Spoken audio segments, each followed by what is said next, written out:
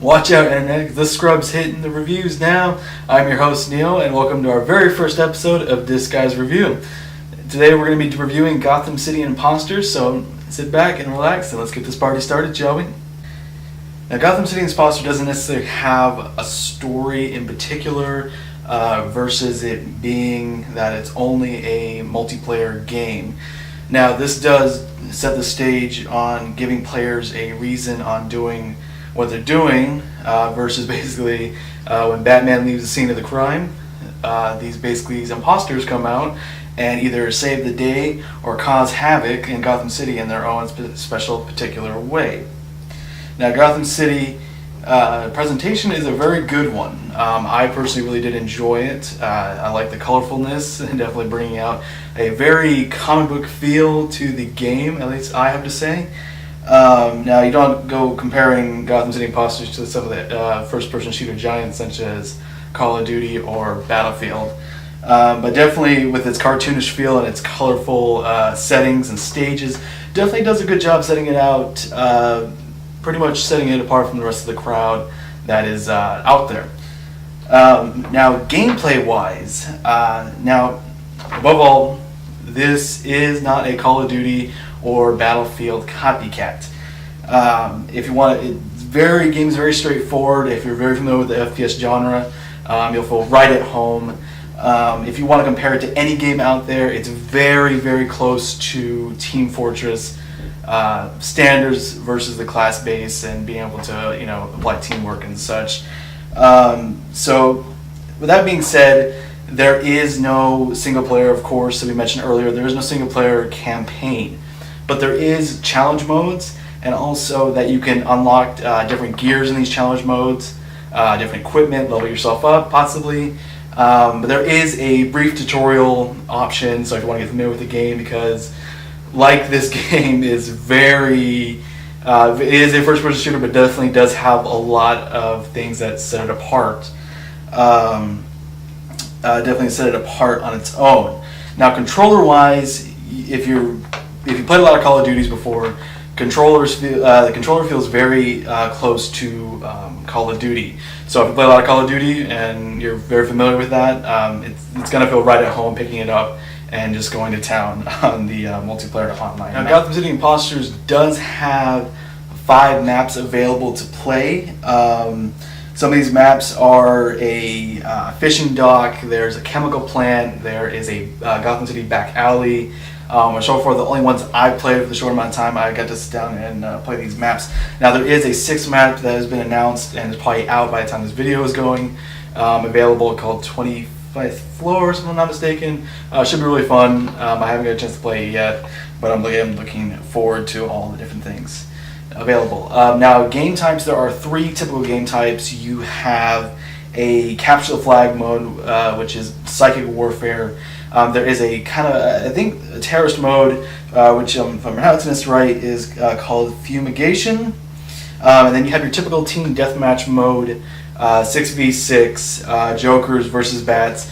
The other 2 modes didn't really hold me over that very well. I think if you had a good group going and some communication, it'd definitely be a lot more fun. I personally like to stick with what I know, and that what I know is team deathmatch.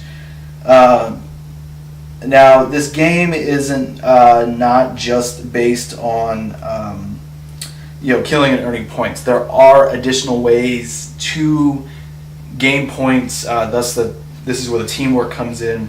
There are some gadgets where you can basically resupply ammo, tagging enemies through walls, and also laying bear traps, which is my personal favorite.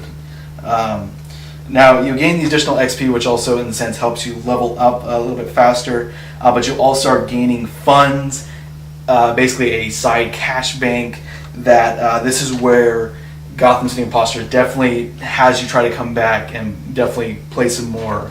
The customization here is enormous. Now, they're smart enough not to give you everything right off the bat. There is a you basically get a starting class out, but not a whole lot to work with, so definitely choose what you want to use wisely, because once you go, that's pretty much what you're going to be stuck with for a couple levels until you get a chance to level them up.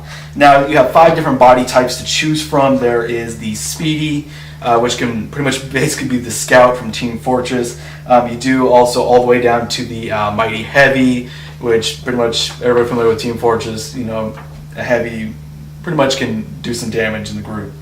Now that's not the only thing you have customizable. There are outfits, tons of outfits available, definitely to make that particular Joker or that particular Batman yours on the battlefield. But you do have voices. When you kill players off, your character throws a quick little witty comment in there. Definitely very much so comic book, you know, related. You watch those 80s, 90s or 90s cartoons, you know what I'm talking about. But you also can do the pitch, so if you want a squealy, heavy guy, I've seen that a couple times. It's pretty funny. Now, there is a nice take on the gun selection. Now, you're not limited to your body type, versus you can be a speedy guy with a sniper rifle and an assault rifle, or you want to be the heavy guy with an LMG and an assault rifle. That is possible, so that's kind of nice to kind of mix things up. So pretty much whatever gun you want to use, you can use it. And there are many different kinds of gadgets you can use. Now this is where I kind of really did enjoy the different gadgets that were available to use from, because there's quite a bit of them, also offering different game types or play types if you're in that particular setting. Now there are you have, let me see, you range between roller skates, you have ninja smoke bombs and targeting goggles. Now the roller skates can basically be described as your extreme conditioning from Call of Duty. You can run, you can zip around the map really fast, but like roller skates, unless you're really good, and I'm horrible at roller skating, you lose your maneuverability. Now Ninja Smoke Bomb, anybody who's played Team Fortress, you have the ability to turn invisible. Definitely setting up for one-shot kills, but you can't use any of your weapons, otherwise you will be seen. Now you do actually get, let's see, targeting goggles, which pretty much you can see through walls, tag enemies for your opponents, very much like Battlefield, and you gain additional points doing so if you can tag the enemies. And basically everybody on the map can see them. Overall, you guys can't take this game very seriously. I personally like to enjoy it because it's definitely nice. Not as competitive per se as Battlefield and Call of Duty. I personally like to play the game as a break from playing Search and Destroy and Battlefield's Rush mode. I just want to play something goofy. I mean, this game definitely is very cheesy, but in the fun way. So overall, this game has definitely a lot of fresh ideas for the first-person shooter genre, but it's definitely not for everyone.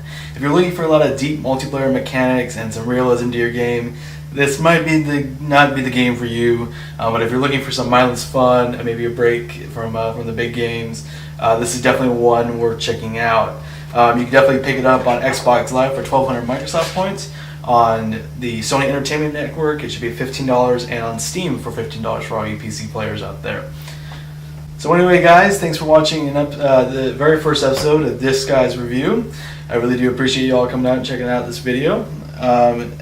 Always subscribe, like, hate, whatever the knee jokes, whatever you crazy internet people love to do. And until next time, this is Neo, signing off.